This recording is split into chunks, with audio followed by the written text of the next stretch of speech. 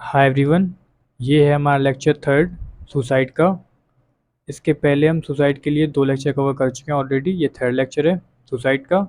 इसके पहले हम दो लेक्चर कवर कर चुके हैं और इसके पहले हम DOL पढ़ चुके हैं, डिवीज़न ऑफ लेबर, जिसके हम आई थिंक 5 लेक्चर कवर करे हैं मैंने। और इसके पहले पढ़ चुके हैं हम सोशल फैक्ट, जिसके मैंने कवर करे हैं शायद 4 लेक्चर। तो आप प्लेलिस्ट में जाके ये चेक कर सकते हो lectures. Okay, my name is Rohit and I am teaching you sociology. यहाँ पे हम यूपीएससी के लिए सोशोलॉजी कवर कर रहे हैं और सारी कवर करेंगे, लगभग लगभग क्या सारी ही कवर करेंगे, डोंट वरी। तो हमने ये पढ़ लिया था कि सुसाइड क्या होता है। अरे कहाँ गया, रुक जा भाई। हाँ, जैसे हमने पढ़ा था सुसाइड सोशल फैक्ट है। जैसे नॉर्मल पर्सन सोचेगा कि सुसाइड क्या होती है, सुसाइड साइकोलॉजिकल फैक्ट है, बट दरखाइम कहते हैं नहीं, सुसाइड जो है वो सोशल फैक्ट है। ये बेस्ड है इंटीग्रेशन पे, रेगुलेशन पे। या तो इंटीग्रेशन होगा ज़्यादा इसलिए सुसाइड हो रहा है, या फिर इंटीग्रेशन होगा कम इसलिए सुसाइड कर रहे हैं लोग। या तो रेगुलेशन होगा ज़्यादा इसलिए सुसाइड कर रहे हैं, या रेगुलेशन होगा कम इसलिए सुसाइड कर रहे हैं लोग। क्लियर। इसके बाद हमने पढ़ा था 4 टाइप के सुसाइड होते हैं, इगोइस्टिक, एल्ट्रिस्टिक, एनोमिक, फेटलिस्टिक। एक बार बना दें यहाँ डायग्राम, देखो यहाँ पे था आपका इंटीग्रेशन ज़्यादा, इंटीग्रेशन कम, रेगुलेशन ज़्यादा, रेगुलेशन कम। यहाँ पे था एनोमिक, यहाँ पे था फेटलिस्टिक। ये आपको याद हो जाना चाहिए अब तक तो। यहाँ पे था एल्ट्रिस्टिक और यहाँ पे था ईगोइस्टिक। क्लियर इतना। इसका हमने एग्जाम्पल्स देखे थे काफ़ी कि ईगोइस्टिक मतलब लो इंटीग्रेशन, चेक करो। ईगोइस्टिक मतलब low integration, fatalistic high regulation, anomic low regulation और एल्ट्रिस्टिक इंटीग्रेशन हाई। देखो वही सब लिखा है, एग्जाम्पल भी देखे थे। लो इंटीग्रेशन कहाँ पे होता है, जब अकेले रहते हो तो लो इंटीग्रेशन रहता है। ये सोल्जर जंप कर जाता है जब ग्रेनेड पे तो हाई इंटीग्रेशन इंटीग्रेशन है, मतलब अटैचमेंट बहुत है उसका सोसाइटी से। एनओ मतलब लो रेगुलेशन, जब अचानक से इकोनॉमिक क्रैश आ जाता है। फेटलिस्टिक मतलब हाई रेगुलेशन, या जैसे कि प्रिजनर, प्रिजनर बहुत ज़्यादा रेगुलेशन फील करता है, या फिर कोई वुमेन जो कि फोर्स्ड मैरिज में है वो भी बहुत ज़्यादा रेगुलेशन फील करेगी। फिर हमने देखा था मेथडोलॉजी यूज बाय दरखाइम। तो दरखाइम ने मेथडोलॉजी यूज़ करी कौन कौन सी, कंपेरेटिव मेथडोलॉजी। मतलब इन्होंने कंपेयर करा है, जैसे एक डाटा लिया यहाँ का, एक डाटा लिया यहाँ का, इन दोनों को क्या किया, कंपेयर। ओके। उसके बाद उसने अलग अलग सुसाइड रेट को कंपेयर किया है, प्रोटेस्टेंट के, कैथोलिक के। इन्होंने बताया कि प्रोटेस्टेंट में सुसाइड रेट ज़्यादा होता है, कैथोलिक में कम। मैरिड में सुसाइड रेट कम होता है, अनमैरिड में ज़्यादा। पीस एंड वॉर, जब पीस रहता है तब सुसाइड रेट कम रहता है, सॉरी सॉरी, जब पीस रहता है सुसाइड रेट ज़्यादा रहता है और वॉर में सुसाइड रेट कम रहता है। ये सब वो लोग वो बता चुके हैं। इतना क्लियर है, कोई डाउट है यहाँ तक, आई बात समझ में। आगे देखो, यही देख चुके हम कि रिलीजन में प्रोटेस्टेंट ज़्यादा सुसाइड करते हैं और कैथोलिक कम। मैरिड स्टेटस में अनमेरिड ज़्यादा करते हैं, मैरिड कम। ये सब देख चुके हैं हम ऊपर, ठीक है। इसके पहले हम 2 लेक्चर में कवर कर चुके हैं ये सब, तो आप वहाँ जाके देख सकते हो। इसके हमने ये देखा था, फिर से देखो, फिर से ये सब चीज़ें हम ऑलरेडी पढ़ चुके हैं इन सब चीज़ों को। ईगोस्टिक कहाँ पे होता है, जहाँ पे रेगुलेशन लो होता है, यहाँ यहाँ पे होता है। एल्ट्रिस्टिक सॉरी, इंटीग्रेशन लो, इंटीग्रेशन लो तो यहाँ यहाँ पे होता है। एल्ट्रिस्टिक इंटीग्रेशन हाई तो यहाँ पे होता है। एनोमिक रेगुलेशन लो तो कहाँ पे होगा, इकोनॉमिक पॉलिसी में चेंज हो जाना, फार्मर का डेप्थ में चला जाना। फेटलिस्टिक रेगुलेशन हाई, जैसे कि नीट, जेई एस्पिरेंट या फिर यूपीएससी एस्पिरेंट। ओके। इसके ये सारे बहुत सारे एग्जाम्पल हैं ईगोस्टिक के, बहुत सारे एग्जाम्पल, ये बहुत सारे एग्जाम्पल हैं इंट्रिस्टिक के, ये सारे हम देख चुके हैं ऑलरेडी, कवर कर चुके हैं। इसके बाद ये सारे एग्जाम्पल आपके एनोमिक की, और इसके बाद ये सारे एग्जाम्पल आपके फेटलिस्टिक के, हम सब कवर कर चुके हैं पिछले लेक्चर्स में, आप देख सकते हैं जाके वो। अब हमें पढ़ना है क्रिटिसिज्म, कि ऐसा तो है नहीं कि दरखाइम ने जो भी कहा बढ़िया बढ़िया कहा होगा, कोई तो दिक्कत होगी, कोई तो क्रिटिसिज्म होगा इनका, तो हमें उसी को पढ़ना है। देखो पहला क्रिटिसिज्म ये है कि ये ओवर रिलाई करते थे ऑफिशियल डाटा पे। मतलब ये है कि इन्होंने डाटा कहाँ से कलेक्ट किया, पुलिस स्टेशन से, ठीक है, और डेथ सर्टिफिकेट। क्लियर। अब जैसे मान के चल लो कि अगर फैमिली की रेपुटेशन की वजह से, मानते हैं कि फैमिली की रेपुटेशन की वजह से किसी ने, जैसे फैमिली में किसी ने सुसाइड कर ली, और फैमिली रेपुटेशन की वजह से लोगों ने कहा नहीं ये सुसाइड नहीं एक्सीडेंट है, क्योंकि सुसाइड बोलेंगे तो फैमिली की रेपुटेशन दांव पे लग जाएगी, तो वो क्या बोलेंगे, एक्सीडेंट है। तो जब पुलिस स्टेशन में जाएगा ये डाटा, तो वहाँ सुसाइड लिखा जाएगा या एक्सीडेंट? ऑब्वियसली एक्सीडेंट लिखा जाएगा, और डेथ सर्टिफिकेट में भी एक्सीडेंट ही लिखा जाएगा। तो आपको नहीं लगता कि इनका जो डाटा होगा वो बहुत ज़्यादा एक्यूरेट नहीं रहेगा?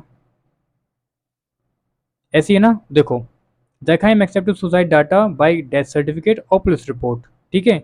लेकिन ये जो थिंकर्स हैं, ये ऐसा मानते हैं, ये थिंकर्स, कि जैसे आगे देखते हैं, ये थिंकर्स ऐसा मानते हैं कि ऐसा ज़रूरी तो नहीं है कि एक पर्सन जिसकी डेथ हुई हो वो सुसाइड, एक पर्सन जिसकी डेथ हुई हो, मान लो उसने डेथ अपनी सुसाइड कर ली, लेकिन उसको एक्सीडेंट दिखा दिया गया फैमिली के द्वारा, तो उसका डाटा ख़राब हो जाएगा। तो इनका मानना है कि जब आपको स्टडी करनी है तो आप डीप जाके स्टडी करो, मतलब पर्सन के बैकग्राउंड जाओ, बैकग्राउंड देखो पर्सन का, उसके फैमिली मेम्बर से बात करो, उसके फ्रेंड से बात करो, उसकी डायरी चेक करो, उसकी मेंटल हेल्थ चेक करो, तब जाके आपको पता चलेगा कि उसने सुसाइड करी कि उसका एक्सीडेंट हुआ, या फिर क्या रीज़न था सुसाइड का। आई बात समझ में? तो ये जो एटकिंसन है ना, ये कहते हैं जो कॉर्नर्स होते हैं वो इंटरप्रेट करते हैं डेथ को by using societal clues, not fact. दरखाइम fact fact खेलते थे कि सिर्फ फैक्ट है बस और कुछ नहीं है, हम तो फैक्ट के बेसिस पे बता देंगे सुसाइड करी या नहीं करी। लेकिन ये लोग कहते हैं कि, जैसे एटकिंसन कहते हैं कि सिर्फ फैक्ट पे मत जाओ, ये फिगर आउट करने की कोशिश करो कि उसका बैकग्राउंड क्या था, उसके फैमिली मेम्बर से बात करो, उनकी उसकी मेंटल हेल्थ क्या थी, उसकी डायरी चेक करो वो क्या क्या लिखता था, किन चीज़ों से गुजर रहा था, उसके दोस्तों से बात करो, उसके पीयर ग्रुप से बात करो, उसका फाइनेंशियल डाटा चेक करो। मतलब डीप में जाओ। सिंपल ये है कि सिर्फ ऊपर ऊपर से पता ना कर लो कि सुसाइड है कि नहीं है, थोड़ी डीप में जाके स्टडी करो, बस सिंपल है। ओके। अब ये कॉर्नर्स क्या है, कॉर्नर्स एक वर्ड है जिसका मतलब होता है जो डिसाइड करते हैं सुसाइड है कि नहीं है। वो कैसे डिसाइड करते हैं, इन सब फैक्टर्स पे, उसको बोलते हैं कॉर्नर्स। ये ज़्यादा इंपॉर्टेंट नहीं है, बट मिल गया था मुझे तो मैंने डाल दिया यहाँ पे। ओके। आपको सिर्फ ये याद रखना है कि दरखाइम क्या कहते थे, दरखाइम रिलाई करते थे डाटा पे, और ये थिंकर्स क्या कहते थे, ये कहते थे कि नहीं सिर्फ डाटा पे रिलाई नहीं करना, आपको ये भी पता करना है कि उसका फैमिली बैकग्राउंड क्या है, मतलब बाकी फैक्टर्स को भी देखो थोड़ा सा, सिर्फ आपको डाटा पे रिलाई नहीं करना है, ये मानना था इन थिंकर्स का। किनका? जैक डगलस, एटकिंसन और एथनोमेथोडोलॉजिस्ट का। क्लियर? कोई डाउट यहाँ तक? नहीं होगा डाउट। दूसरा, ये जैसे मान लो, चलो इसको छोड़ो अभी, अपन अपना सुनो, फिर ये पढ़ लेंगे बाद में। जैसे मानो किसी ने सुसाइड करी, तो अपन किसके पॉइंट ऑफ व्यू से पढ़ रहे हैं, दरखाइम के। क्या आपने जितने पिछले लेक्चर पढ़े आपने देखा होगा दरखाइम इंडिविजुअल को इम्पोर्टेंस देते थे? नहीं देते थे। दरखाइम इम्पोर्टेंस देते थे सोसाइटी को। दरखाइम कहते थे अगर कुछ भी हो रहा है, वेदर इट इज गुड और bad, that is happening because of the society, not because of the individual, because Durkheim did not give any importance to individual. दरखाइम ने इंडिविजुअल को कभी इंपॉर्टेंस दी ही नहीं। दरखाइम का मानना था कि अगर कुछ भी हो रहा है, कुछ भी, तो किसकी वजह से हो रहा है, सोसाइटी की वजह से, ना कि इंडिविजुअल की वजह से। इतना क्लियर हुआ? अब देखो यहाँ पे पढ़ लेते हैं, एक बार समझ में आ जाएगा आपको। Ignore individual psychological factor. Obviously जब वो इंडिविजुअल को इग्नोर करते थे तो उसके साइकोलॉजिकल फैक्टर को क्यों ही पढ़ेंगे वो, वो क्यों पढ़ने की कोशिश करेंगे, उसकी मेंटल हेल्थ क्या थी, उसके मतलब उसकी साइकोलॉजिकल कंडीशन क्या थी, डिप्रेशन में था, ट्रॉमा में था, या फिर कोई बीमारी वगैरह थी, ऐसा कुछ नहीं। दरखाइम का मानना था, क्या मानना था दरखाइम का, कि सुसाइड किया मतलब या तो सोशल इंटीग्रेशन कम होगा या तो ज़्यादा होगा, या तो रेगुलेशन कम होगा, रेगुलेशन ज़्यादा होगा, मतलब आपने लिमिटेड फैक्टर ले लिए और आप उन पे ही बता रहे हो सुसाइड, मतलब उन पे ही बता रहे हो कि ऐसा होगा वैसा होगा, आप इंडिविजुअल को तो निगलेक्ट करके चल रहे हो बिल्कुल। तो यही इनका क्रिटिसिज्म है कि इन्होंने इंडिविजुअल को निगलेक्ट किया, इंडिविजुअल के साइकोलॉजिकल फैक्टर्स को निगलेक्ट किया। Okay. Third, lack of understanding of subjective meaning. देखो समझो, इसका मतलब क्या है। दरखाइम कहते थे वॉट, ऑब्जेक्टिव मतलब, ऑब्जेक्टिव मतलब क्या होता है वॉट, और सब्जेक्टिव मतलब वाई। तो दरखाइम का मानना, देखो जैक डगलस हमने आगे भी देखा है ना, फर्स्ट थिंकर ये भी थे, क्रिटिसाइज कर रहे थे, वही अभी ये सेम बात वही कह रहे हैं दोबारा, कि आपको सब्जेक्टिविटी में घुसना है, आपको ये पता करना है कि उसने सुसाइड किया तो क्यों किया, क्या रीज़न थे उसकी सुसाइड करने के पीछे। ऐसा नहीं कि सिर्फ आपने ये पता किया अच्छा उसने सुसाइड की बात खत्म, ऐसा नहीं। जैसे कि instead of asking what type of suicide is this, चार टाइप की सुसाइड थे ना, egoistic, altruistic, fatalistic and anomic. तो ये पता करने की कोशिश ना करो ये कौन से टाइप का सुसाइड है, बल्कि ये पता करने की कोशिश करो कि सुसाइड किया क्यों उसने, ऐसी क्या दिक्कत थी कि उसने सुसाइड करा। ठीक है, जैसे कि एग्जाम्पल है, एक वुमेन जंप करती है ब्रिज से, ये ब्रिज है आपका और ये वुमेन है, और ये वुमेन ब्रिज से जंप करती है। तो दरखाइम क्या बोलेंगे कि चलो ईगोस्टिक सुसाइड है, एनोमिक सुसाइड है, मतलब चार में से कोई एक पकड़ेंगे ना ये, कि ये वाली सुसाइड है। लेकिन डगलस कहते हैं कि ऐसा भी तो हो सकता है ना, कि इन सब के अलावा, इन सब से परे ऐसा भी हो सकता है कि वो कोई मैसेज सेंड करना चाह रही हो, वो प्रोटेस्ट कर रही हो, वो या फिर अनलव्ड फील कर रही हो, मतलब कुछ और फैक्टर्स भी तो हो सकते हैं, या फिर मान लो पैर स्लिप हो जाए उसका, उसका फुट स्लिप हो जाए, ये भी तो हो सकता है ना, आप तो कंसिडर कर लोगे इसको suicide, but is it really suicide, this is accident. तो आपको पता करना पड़ेगा पहले बहुत अच्छे से कि है क्या, आपको थोड़ा डीप में जाना पड़ेगा, आपको थोड़ा सा वाई पे फोकस करना पड़ेगा, सिर्फ वॉट नहीं, वाई पे फोकस करना है, सिर्फ ऑब्जेक्टिविटी ऑब्जेक्टिविटी नहीं खेलनी है, थोड़ा सब्जेक्टिविटी में भी जाना है। क्लियर, कोई डाउट यहाँ तक। अब देखो वेबर भी सेम चीज़ कहते हैं, वेबर का वेस्टर्न तो पता ही है आपको, नहीं पता हो सुन लो। वेस्टर्न मतलब होता है किसी को अंडरस्टैंड करने के लिए आप उसके शूज़ में जाते हो। इन शॉर्ट मैं आपको बच्चों की तरह समझा, ठीक है, इसको भूल जाओ भी, बच्चों की तरह समझो, मतलब किसी भी चीज़ को अगर आपको अंडरस्टैंड करना है ना, तो आपको उसके डीप में जाना है, बात खत्म। कहाँ जाना है, डीप अंडरस्टैंडिंग फिगर आउट, मतलब जैसे मान लो कोई इंसान लकड़ी काट रहा है, जैसे कि एक पर्सन है, ये वुड को कट कर रहा है, तो आप ये क्या क्या दरखाइम क्या बोलेंगे कि ये वुड को कट कर रहा है, बात खत्म। पर वेबर बोलेंगे कि ये पता करने की कोशिश करो कि ये वुड को कट क्यों कर रहा है, इसको फायर चाहिए, इसको टिम्बर चाहिए, इसको फ्यूल चाहिए, या फिर इसको घर बनाना है तो फिर इसको चलो ये तो इसमें आ जाएगा, ठीक है। तो यही सब चीज़ें हैं, फायर चाहिए, काय के लिए फायर चाहिए, फायर चाहिए उसको सेकने के लिए अपने आप को, या फिर कुक करने के लिए। तो दरखाइम थोड़ा सा वाई पे फोकस करते हैं। क्लियर, जैसे कि ये एग्जाम्पल पढ़ो, ये वाला समझ में आएगा आपको। A young man is a in a conservative society dies by suicide, एक पर्सन जो कि कंजर्वेटिव सोसाइटी में रहता है और सुसाइड कर लेता है, ठीक है। तो इन्हें कहते हैं ईगोइस्टिक होगा, एनोमिक होगा, ईगोइस्टिक मतलब इंटीग्रेशन लो, एनोमिक मतलब रेगुलेशन लो, ऐसा हो सकता है।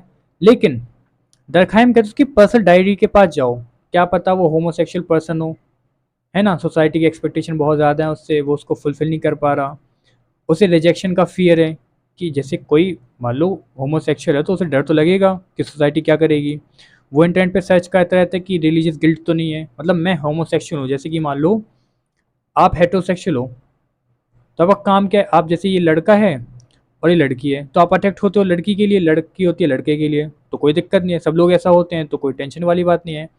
बट आप एक लड़के हो और you are attracting for a boy, तो आपको ये नहीं लगता कि यार ऐसा तो नहीं है कि ये धर्म के विरुद्ध है या फिर कोई और दिक्कत है ना? ये भी तो हो सकता है ना? तो आप थोड़ा वैसा सोचते हो जब कंजर्वेटिव सोसाइटी में रहते हो ना आप, जब कंजर्वेटिव सोसाइटी में रहते हो तो आपको ये सारे थॉट आते हैं कि कुछ मैं गलत तो नहीं कर रहा, सोसाइटी मुझे रिजेक्ट तो नहीं कर देगी, ओके, वगैरह वगैरह। तो दरखाइम कहते हैं you should focus on why, not what, मतलब वर्ड स्टैंड पे फोकस करो। आगे देखो, Durkheim model to impersonal and detached, मतलब सिर्फ ये ऊपर ऊपर देख लेते हैं कि क्या है ऑब्जेक्टिविटी, इन्होंने ऊपर से देख लिया कि कोई वुमेन ब्रिज से कूद रही है ना, ऊपर ऊपर से देख लिया कि कोई वुमेन है जो ब्रिज से कूद रही है, बात खत्म। इसके आगे हमें पता ही नहीं करना, हम तो बता देंगे ईगोइस्टिक सुसाइड है कि एनोमिक है, इससे ज़्यादा हम बात ही नहीं करेंगे उससे। क्लियर? कोई दिक्कत यहाँ तक? एक बार फिर समझ लो, कोई टेंशन वाली बात नहीं है। अच्छा, रिवाइज कर लें एक बार हम तीनों चीज़ों को। दरखाइम ऑफिशियल डाटा पे बहुत ज़्यादा रिलाई करते थे, बट ऐसा भी तो हो सकता है ना कि फैमिली प्रेशर के चलते सुसाइड को एक्सीडेंट बता दिया जाए। दूसरा पॉइंट, दूसरा था कि इंडिविजुअल को इम्पोर्टेंस नहीं देते थे, क्या पता कोई डिप्रेशन की वजह से मर गया हो, इन्होंने कह दिया कि एनोमिक सुसाइड है या फिर एल्ट्रिस्टिक सुसाइड है, मतलब रियल फैक्टर पता ही नहीं चल पाएगा अभी आपको। तीसरा, lack of understanding subjective meaning, ये वाई पे फोकस ही नहीं करते, ये सिर्फ वॉट पे फोकस करते हैं और से फिगर आउट कर लेते हैं कि सुसाइड कैसे टाइप की है, ये गलत चीज़ है। और नेक्स्ट आपका 4 पॉइंट, तो 4 पॉइंट है आपका, 4 पॉइंट, दरखाइम सेड, दरखाइम की जो मेथड थे वो बहुत ज़्यादा रिजिड थे और सिंपलिस्टिक थे। मतलब क्या है कि इन्होंने सिर्फ 4 टाइप्स में डिवाइड करा कि या तो वो ईगोइस्टिक होगी, या तो वो एल्ट्रिस्टिक होगी, या तो फैटलिस्टिक होगी, और या फिर वो क्या होगी, एनोमिक। मतलब एक सोसाइटी या तो ये होगी या तो ये वाली या फिर ये वाली या फिर ये वाली। What if multi causal suicide हो, जैसे कि यहाँ पे एग्जांपल देखो, जैसे एक प्रिजनर है मान के चलते हैं, अब प्रिजनर जब है तो वो आइसोलेशन फील करेगा, तो मतलब ईगोइस्टिक, इंटीग्रेशन लो, और वो ऑपरेशन भी सेम टाइम पे फुल फील करेगा, बहुत ज़्यादा रेगुलेशन। तो आपको नहीं लगता कि यहाँ पे दो सुसाइड आ रही हैं? और देखा को मानना क्या था कि या तो ये वाली होगी या ये वाली, ईगोइस्टिक होगी या यहाँ पे फैटलिस्टिक होगी, या तो ये वाली होगी या फिर ये वाली होगी। तो यही कह रहे हैं कि जो उनकी आइडियोलॉजी थी वो काफ़ी रिजिड थी कि ये या ये फिर ये, इन चारों में से एक होगी कोई, और बहुत ही सिंपल थी, जबकि इतना सिंपल होता नहीं है। जब कोई इंसान सुसाइड करता है तो मल्टीपल कॉजेज़ भी हो सकते हैं उसकी सुसाइड के पीछे। तो यही बताने की कोशिश कर रहे हैं बात के सोशलॉजिस्ट कि सर जो आप कह रहे हैं वो कहने सुनने में अच्छा लगता है बट प्रैक्टिकली पॉसिबल नहीं है ना, वैसा ही कुछ है। आगे नेक्स्ट पॉइंट है कि दरखाइम कहते हैं, दरखाइम ने बता दिया कि अगर लो इंटीग्रेशन है या फिर हाई रेगुलेशन है तो वो सुसाइड ही करेगा, ठीक है। बट क्रिटिस जो क्रिटिक होते हैं या फिर इंटरप्रेटिविस्ट हैं या फिर पोस्ट मॉडर्निस्ट हैं, वो ये कहते हैं कि फ्री विल नाम की भी कोई चीज़ होती है यार। फ्री विल मतलब मान लो कोई बंदा है और ये दूसरा पर्सन है, ठीक है, दोनों लोग लो इंटीग्रेशन फील कर रहे हैं, लो इंटीग्रेशन फील कर रहे हैं, ठीक है, ये भी लो इंटीग्रेशन फील कर रहा, तो ये पर्सन सुसाइड कमिट कर लेता है, वीक हो जाता है, और ये पर्सन जो वो लो इंटीग्रेशन फील कर रहा है ना, वो इसको एज अ मोटिवेशन लेता है कि दुनिया मेरी नहीं है, मैं दुनिया का नहीं हूँ। मतलब ब्रेकअप का सुना है ना कि ब्रेकअप का लोग आईएएस बन जाते हैं, सुना है कि नहीं सुना? तो आपको नहीं लगता कि ऐसा भी तो हो सकता है कि क्या पता लो इंटीग्रेशन फील करे जब ये समाज से, तो ये अपने आप को बिल्कुल झोंक दे उसमें, अपने आप को पूरा डेडिकेटेड कर दे, डेडिकेट कर दे, है ना, और फिर ये आईएएस वाईएएस बन जाए, ऐसा भी तो पॉसिबल है कि नहीं है? पर दरखाइम कहते हैं कि लो इंटीग्रेशन हुआ या फिर हाई रेगुलेशन हुआ तो इसका मतलब है कि सुसाइड ही करेगा, या फिर हाई इंटीग्रेशन हुआ, लो रेगुलेशन हुआ तो भी सुसाइड करेगा, ऐसा कुछ ज़रूरी नहीं है। इंडिविजुअल होता है उसका भी कुछ से होता है ना, इंडिविजुअल कुछ तो करेगा। जैसे कि दो लोग हैं, ठीक है, तो पर्सन ए डिप्रेस हो गया और अपनी सुसाइड कर लिया, लेकिन पर्सन बी, मतलब क्या हुआ कि लो सोशल इंटीग्रेशन हुआ, उसके बाद पर्सन ए ने सुसाइड कर लिया क्योंकि डिप्रेशन में चला गया बेचारा। लेकिन पर्सन बी, उसने कुछ कुछ दिमाग लगाया, फैमिली से रिकनेक्ट किया और एक ब्लॉग स्टार्ट किया कि अनएम्प्लॉयमेंट के लिए क्या क्या कर सकते हो आप। तो मतलब वही कहना है ना मेरा, मैंने भी तो वही समझाया अभी कि लो इंटीग्रेशन हुआ, आप आईएएस का एग्ज़ाम देने बैठ गए और आपने डेडिकेटेड अपने आप को डेडिकेटेड कर दिया और आप जीत गए, आप आईएएस बन गए। ऐसे भी तो पॉसिबल है। तो फ्री विल नाम की चीज़ होती है, ये इंटरप्रेटिविस्ट कहते हैं और पोस्ट मॉडर्निस्ट कहते हैं। पर दरखाइम कहते हैं ना ना ना ना ना, हम नहीं मान रहे। हम कह रहे हैं कि लो इंटीग्रेशन होगा, हाई रेगुलेशन होगा तो सुसाइड होगी ही। ठीक है, ऐसा दरखाइम का मानना था। तो दरखाइम कहते हैं, मतलब जो थिंकर्स है वो कहते हैं suicide is not mechanically cause by social facts. ज़रूरी नहीं है कि ऐसा होगा तो ऐसा ही होगा, पर्सनल मीनिंग भी होती है, इंडिविजुअल भी मैटर करता है। क्या पता कोई, जैसे वो कहते हैं ना कि एक पत्थर, क्या कहते हैं, एक पत्थर चोट खा के कंकड़ कंकड़ हो गया और दूसरा पत्थर चोट सह के शंकर शंकर हो गया। तो वही है यहाँ पे कि एक पर्सन, उसको लो इंटीग्रेशन फील हुआ तो उसने सुसाइड कर लिया, और दूसरा पर्सन, उसका ब्रेकअप हुआ, लो इंटीग्रेशन फील हुआ तो वो आईएएस बन गया। तो it depends on individual. But दरखाइम क्या कहते हैं, इंडिविजुअल तो है ही नहीं, सोसाइटी करती है जो करती है ना। तो सोसाइटी की वजह से लो इंटीग्रेशन हुआ तो बंदा सुसाइड करेगा, बात खत्म। बट ऐसा नहीं है ना, रियलिटी में तो ऐसा नहीं है, आप भी जानते हो ये सब चीज़ें। आगे देखो, मतलब बहुत ही जनरलाइज कॉन्सेप्ट है, बहुत ही जनरलीनेस कह दिया कि ऐसा ही होगा। जैसे कि उन्होंने कहा कि Protestant have high suicide rate, ठीक है, क्यों? क्योंकि वो रिलीजन से इंटीग्रेटेड कम है, इसलिए वो क्या करेंगे, सुसाइड रेट ज़्यादा होगा। कैथोलिक में सुसाइड रेट कम होगा, इधर प्रोटेस्टेंट सोसाइटी ज़्यादा होगा, कैथोलिक में कम होगा। लेकिन चलो देखते हैं आगे। मान लो ऐसा, अच्छा चलो, कंट्री ए है जिसमें प्रोटेस्टेंट रहते हैं, कंट्री बी है जिसमें कैथोलिक रहते हैं, ठीक है। लेकिन क्या हो, मान लो ये भी तो हो सकता है कि कंट्री ए में एक्यूरेट रिपोर्टिंग हो, आप रिपोर्ट कर रहे हो सुसाइड हो रहे, जैसे मान लो आपने कहा कि विलेज में रेप केसेस कम हो रहे हैं और सिटी में रेप केसेस ज़्यादा हैं, रेप केसेस ज़्यादा हैं और विलेज में कम हैं। बट आपको नहीं लगता कि ऐसा हो सकता है कि यहाँ पे विलेज में जो रेप केसेस कम हैं, it is because of family pressure, कि फैमिली को प्रेशराइज कर दिया जाता है, या हो सकता है पावरफुल लोग होते हैं बहुत ज़्यादा, तो वो रिपोर्ट ही नहीं होने देते, या फिर पुलिस सुनती नहीं है क्योंकि ये लोग अनएजुकेटेड है ना, तो इनकी सुनती ना हो, ऐसा भी तो हो सकता है ना। पर आप ये मान के चल लो, बट दरखाइम के हिसाब से आपने ये डाटा लिया पुलिस स्टेशन से और आपने ये कह दिया कि विलेज में रेप कम होते हैं, सिटी में रेप ज़्यादा होते हैं। But this is not fair ना।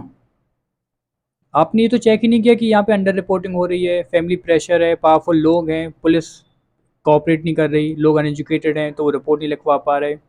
ये भी तो पॉसिबिलिटी हैं, और एक स्टिग्मा भी अटैच होता है कि अगर रेप हो गया तो फिर ये तो शर्म की बात है बहुत ज़्यादा। अब हम बता दें किसी को तो दिक्कत हो जाएगी। हम ये नहीं सोचते कि जिसने क्राइम करा है उसको सज़ा मिलनी चाहिए। गांव में ऐसा होता है बट शहर में ऐसा नहीं होता, तो वो रिपोर्ट करते हैं, इसलिए क्राइम ज़्यादा लगता है कभी कभी। हमेशा पॉसिबिलिटी नहीं है बट हाँ कभी कभी तो ऐसा हो सकता है ना। तो यही है, जैसे मान लो जो प्रोटेस्टेंट हैं यहाँ पे, एक मिनट, आई होप आपको समझ में आ गया होगा मैं क्या समझाना चाह रहा आपको, लेकिन फिर भी एक एग्जांपल देख रहे हैं हम। जैसे जो प्रोटेस्टेंट हैं, तो वहाँ पे एक कंट्री प्रोटेस्टेंट रह रहे हैं, तो ऐसी पॉसिबिलिटी नहीं है कि वहाँ पे एक्यूरेट रिपोर्टिंग हो रही हो, ठीक है, सपोर्ट स्ट्रक्चर हो, एक्यूरेट रिपोर्टिंग हो रही हो तो सुसाइड आपको ज़्यादा दिख रहा हो, और कंट्री बी में अंडर रिपोर्टिंग हो रही हो। ऐसा भी तो हो सकता है ना। आ रही बात समझ में, कि सिर्फ ये नहीं कह सकते आप कि प्रोटेस्टेंट हैं वो इसलिए वो सुसाइड ज़्यादा कर रहे हैं। ऐसा भी तो हो सकता है ना कि बहुत सारे फैक्टर्स और हों। क्या पता जो प्रोटेस्टेंट हैं वहाँ पे सपोर्ट स्ट्रक्चर बहुत खतरनाक हो, या फिर लोगों के ग्रुप बने हों अलग से जहाँ पे खुल के बात होती हो, ओपनली ओपनली टॉक हो रहा हो, है ना। साइकेट्रिस्ट हों या फिर थेरेपिस्ट हों, ये सब पॉसिबिलिटी नहीं है? बिल्कुल है। तो ये कहते हैं नहीं, ये तो ये रिलीजन से कम अटैच हैं तो सुसाइड रेट ज़्यादा होगा, और कैथोलिक ज़्यादा अटैच हैं उससे सुसाइड रेट कम होगा। तो ये सही नहीं है। आप बहुत ही सिंप्लीफाई कर दे रहे हो उस चीज़ को। क्या कर दे रहे हो? सिंप्लीफाई, बहुत ही जनरल बना दिया आपने कि ऐसा इसलिए ऐसा होगा, बट ऐसा नहीं है, बहुत सारे फैक्टर होते हैं, है ना। क्लियर? आगे देखो, ये फिर फंस गया, आ गया वापस। Next point, assumption of objectivity. मतलब इन्होंने कहा, जैसे ये कहते हैं कि साइंटिफिक थ्योरी हमें ऑब्जेक्टिविटी लेके चल रही है ना, लेकिन ये खुद वैल्यू फ्री नहीं हो पा रहे। ये खुद मानते कि लो इंटीग्रेशन है तो बैड है, हाई इंटीग्रेशन है तो बुरा है। जैसे मान लो इन्होंने कहा कि अगर लो इंटीग्रेशन है तो सुसाइड होगी, इसका मतलब है लो इंटीग्रेशन होना बैड है।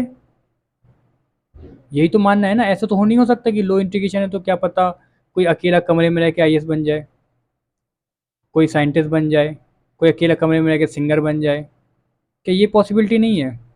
बट इन्होंने मान लिया है कि लो इंटीग्रेशन या फिर हाई इंटीग्रेशन होगा तो फिर क्या होगा, वो बुरा ही है। तो ये खुद वैल्यू फ्री नहीं हो पा रहे, ये खुद कह रहे हैं कि ये चीज़ बुरी है। मतलब how can you decide this is bad और दिस इज़ गुड? आपने पहले से डिसाइड कर लिया कि ये बैड है और ये गुड है। जैसे कि फॉर एग्जाम्पल इन्होंने एक थ्योरी दी थी पैथोलॉजिकल स्टेट। क्या दी थी theory? Pathological state. Pathological state मतलब जो आप सोसाइटी के हिसाब से नहीं चलते हो, ठीक है, सोसाइटी के पाथ को फॉलो नहीं कर रहे हो, that means you are doing pathological thing. But what if society is not good, society is not correct, society का पाथ ही गलत है? ये भी तो हो सकता है ना। पर ये मान के चलते कि जो सोसाइटी कर रही है वो तो सही है, क्योंकि ही इज फंक्शनलिस्ट। और फंक्शनलिस्ट का मानना क्या होता है? फंक्शनलिस्ट कहते हैं कि अगर कुछ सोसाइटी कर रही है तो वो तो सही है, वो तो गलत हो ही नहीं सकता। तो जब पहले से डिसाइड कर चुके हो कि ये सही है ये गलत है तो फिर बात ही खत्म है ना। तो यही कहना है इनका। आगे देखो, पूरा समझाऊंगा बहुत अच्छे से। अभी इतना तो समझ में आ गया होगा आपको कि ये खुद वैल्यू फ्री नहीं हो पा रहे, है ना। ये खुद कह रहे हैं कि पैथोलॉजिकल स्टेट ही गलत होगी, क्या पता सोसाइटी ही गलत हो, ये भी पॉसिबिलिटी हो सकती है एक, है ना। दरखाइम कहते हैं कि अगर कोई पैथोलॉजिकल स्टेट में गया, मतलब किसी ने सोसाइटी के हिसाब से नहीं चला, कोई सोसाइटी के पाथ को फॉलो नहीं किया, तो वो पैथोलॉजिकल स्टेट में चला गया और उसके सुसाइड करने के चांसेस बहुत ज़्यादा हैं। जैसे मान के चलते कि एलजीबीटी पर्सन है, ठीक है, तो सोसाइटी के हिसाब से ऑब्वियसली नहीं चल रहा ना, क्योंकि वो L G B T Q से बिलोंग करता है ना। तो ये कहेंगे कि यार यही पर्सन गलत है, जो पर्सन है ये पर्सन कैसा है, गलत है। बट जो मॉडर्न सोशलॉजिस्ट होते हैं वो ये कहते हैं कि the individual is not pathological. ऐसा ज़रूरी थोड़ी है कि इंडिविजुअल ही पैथोलॉजिकल है, वो ही गलत कर रहा है। ऐसा भी तो हो सकता है ना कि सोसाइटी का स्ट्रक्चर ही ऑपरेसिव हो, सोसाइटी ही गलत हो। बस इतना सा मानना है कि ये भी तो पॉसिबिलिटी है एक, कि सोसाइटी ही गलत हो, है ना। क्लियर? आ गया आपको समझ में क्या बोला चाह रहा मैं? Next point. अच्छा चलो, ये और देख ले रहे हैं। मतलब ये है कि ये कहते हैं, दरखाइम कहते हैं कि मेजॉरिटी की नॉर्म्स जो है वो हेल्दी हैं और जो डेविएट करेगा वो अनहेल्दी है। मतलब पैथोलॉजिकल क्या है, जो कि सोसाइटी के पाथ को फॉलो ना करे। सोसाइटी का पाथ क्या है, नॉर्मल, है ना। नॉर्मल चीज़ मतलब जो मेजॉरिटी कर रही है वो नॉर्मल है। समझाया था मैंने आपको, जो मेजॉरिटी कर रही है वो नॉर्मल है, जो माइनॉरिटी करेगी, जो डेविएट करेगा उस नॉर्मल से वो होगा पैथोलॉजिकल। आप सोसाइटी का पाथ फॉलो नहीं कर रहे हो, that means you are pathological. Then who decide कि मेजॉरिटी नॉर्म्स हेल्दी हैं और डेविएट करेगा वो अनहेल्दी है? Who decide? कौन डिसाइड करेगा व्हाट इज नॉर्मल? कौन डिसाइड कर रहा है ये कि नॉर्मल क्या है? ये तो दरखाइम ने डिसाइड कर लिया कि ये नॉर्मल है जो सोसाइटी कर रही है। जो सोसाइटी नहीं कर रही है, जो सिर्फ एक इंडिविजुअल कर रहा है या फिर कुछ लोग कर रहे हैं, वो क्या है? वो पैथोलॉजिकल है, अनहेल्दी है। बट क्या ये सही है? मुझे तो नहीं लगता ये सही है ना? ज़रूरी थोड़ी है कि जो सोसाइटी कर रही है, जो मेजॉरिटी लोग कर रहे हैं वो हेल्दी है और जो माइनॉरिटी कर रही है वो अनहेल्दी है। आई बात समझ में? क्या समझाना चाह रहा है आपको? इसके बाद और कुछ है क्या? लास्ट है फेटलिस्टिक सुसाइड। तो ये सिंपल है कि दरखाइम ने फेटलिस्टिक सुसाइड को उतना ज़्यादा एक्सप्लेन नहीं किया बस। फेटलिस्टिक सुसाइड मतलब क्या होता है?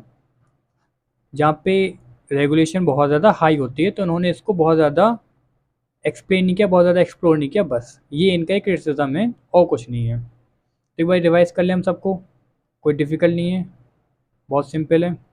1 मिनट, कहाँ गया भाई? हाँ, तो पहला क्रिटिसिज्म कहता है कि ये ऑफिशियल डाटा पे बहुत ज़्यादा रिलाई करते हैं, बट डाटा हमेशा एक्यूरेट हो नहीं सकता। फैमिली प्रेशर के कारण सुसाइड को एक्सीडेंट में बदला जा सकता है। दूसरा क्रिटिसिज्म, ये इंडिविजुअल को इग्नोर कर देते हैं। क्या पता ये इंडिविजुअल को क्या कर देते हैं? इग्नोर, कि इंडिविजुअल कुछ से ही नहीं है, इंडिविजुअल की मेंटल हेल्थ, वो डिप्रेशन में बेचारा, ट्रॉमा में, कोई मतलब नहीं। हम तो सोसाइटी का देखेंगे, सोसाइटी क्या कहती है। सोसाइटी की वजह से सुसाइड हुआ, ऐसा नहीं कि इंडिविजुअल की मेंटल हेल्थ ख़राब थी इससे सुसाइड किया, नहीं, सोसाइटी ने कुछ करा होगा इसलिए सुसाइड करा उसने, बात खत्म। थर्ड, सब्जेक्टिव मीनिंग में नहीं जाते, ये सिर्फ वॉट पे फोकस करते हैं, वाई पे फोकस नहीं करते, कभी भी समझने की कोशिश नहीं करते कि अगर कोई औरत ब्रिज से कूदी है तो ज़रूरी नहीं है कि वो ईगोइस्टिक सुसाइड हो या फिर एनोमिक हो। ये भी तो हो सकता है वो कोई मैसेज देना चाह रही हो, प्रोटेस्ट कर रही हो या फिर अनलव्ड फील कर रही हो। Okay, next. फोर्थ, बहुत ही सिंपलिस्टिक टाइपोलॉजी है इनकी, मतलब ये कहते हैं कि या तो ये होगा या फिर ये होगा सुसाइड, या फिर ये होगा या फिर ये होगा। मतलब अगर सुसाइड का कोई रीज़न है तो इन चार में से कोई एक होगा। But what if multi causal suicide हो? एक सुसाइड के बहुत सारे कारण भी तो हो सकते हैं ना, ज़रूरी थोड़ी है कि ये चार ही कारण हो। इसके बाद जो ये कहते हैं कि अगर लो इंटीग्रेशन है, हाई रेगुलेशन है, तो सुसाइड होगा। पर ज़रूरी थोड़ी है, फ्री विल नाम की भी चीज़ होती है, क्या पता कोई लो इंटीग्रेशन में आईएएस बन जाए, कोई हाई रेगुलेशन मतलब जैसे आपने देखा होगा जो मॉन्क होते हैं वहाँ पे रेगुलेशन बहुत ज़्यादा हाई नहीं होती, आपको नहीं लगता कि सुबह 5 बजे उठना है, फिर आपको, अच्छा जो ट्रेन करते हैं अपने आप को, चलो ये थोड़ा बेटर एग्जांपल है, मॉन्क भी गुड एग्जांपल है, जब उनको ट्रेन करते हैं बहुत ज़्यादा कुनफू वगैरह में, वो बहुत जल्दी उठते हैं, फिर उन पे बहुत ज़्यादा ट्रेनिंग करते हैं अपनी। उसके बाद फिर वो गर्म पानी से कुछ कुछ करते हैं या फिर पहाड़ों में जाके लटक जाते हैं, कुछ तो करते हैं उल्टा सीधा जो ट्रेनिंग करते हैं। तो आपको नहीं लगता हाई रेगुलेशन है? लेकिन हाई रेगुलेशन के बाद क्या होता है? वो पावरफुल बन जाते हैं। जैसे मॉन्क बहुत ज़्यादा तपस्या करता है, लेकिन वो क्या बन जाता है? फिर वो पावरफुल बन जाता है ना, ज्ञानी बन जाता है। तो ये भी तो पॉसिबिलिटी है ना, एक फ्री विल नाम की कोई चीज़ होती है कि नहीं होती है? आगे, अरे फिर काम करना बंद कर दिया, जस्ट वेट 30 सेकेंड, टिक टिक 1 चालू हो गया। देखो, ये हो गया, ये हो गया, ठीक है। ये नेक्स्ट पॉइंट, रिलीजन और सुसाइड को बहुत ही जनरलाइज वे में समझाया इन्होंने कहा कि प्रोटेस्टेंट है तो हाई सुसाइड रेट होगा, कैथोलिक है तो लो होगा। ज़रूरी थोड़ी है, क्या पता जो प्रोटेस्टेंट कंट्री हो वहाँ पे रिपोर्टिंग हो रही है सुसाइड की, और जो कंट्री बी हो मतलब कैथोलिक कंट्री, वहाँ पे अंडर रिपोर्टिंग चल रही हो बिकॉज ऑफ फैमिली प्रेशर या फिर टैबू या फिर शेम के कारण। नेक्स्ट पॉइंट, तो ये ऑब्जेक्टिव करते हैं, लेकिन कौन डिसाइड करेगा what is pathological what is normal? क्या आप डिसाइड करोगे? कौन डिसाइड करेगा, सोसाइटी, आप, या कोई इंडिविजुअल? तो इसलिए ये चीज़ भी गलत है कि डिसाइड कौन कर रहा है पैथोलॉजिकल क्या होता है। उसके बाद चलो ये हो गया, ये हो गया, ये इन्होंने फेटलिक सुसाइड को अच्छे से एक्सप्लेन नहीं किया, बस ये इसका एग्जाम्पल है, ठीक है।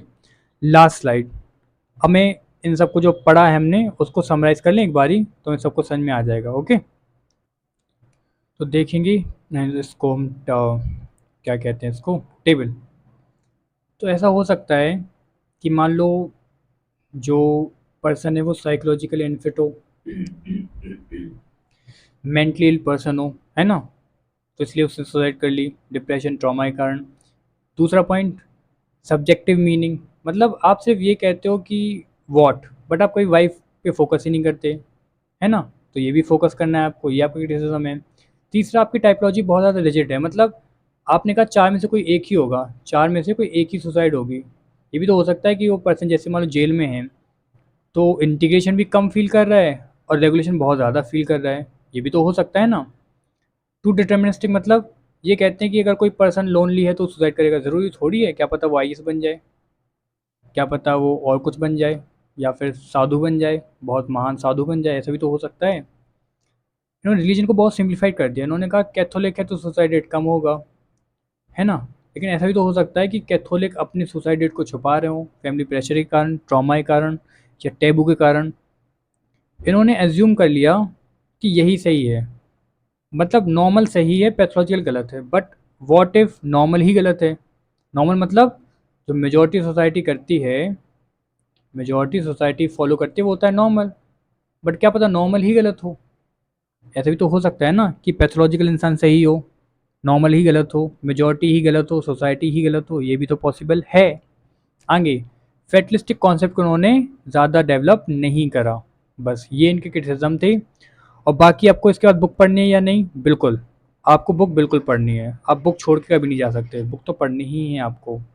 चलिए, तो आगे देखते हैं हम। अच्छा, हो गया ये सुसाइड आपका आज ख़त्म है, सुसाइड डन। अगर आपको ये लेक्चर पसंद आए, you can like, you can share and you can subscribe. और अगर आपको कुछ लगता है कुछ कमी है, कुछ गलत बता दिया मैंने, या फिर कुछ भी इशू लगता है, तो you can comment down. Okay, so bye, कल मिलते हैं, आ जाना टाइम पे, आप आते रहते हैं, अच्छा लगता है। ओके, चलिए, bye, have a good day.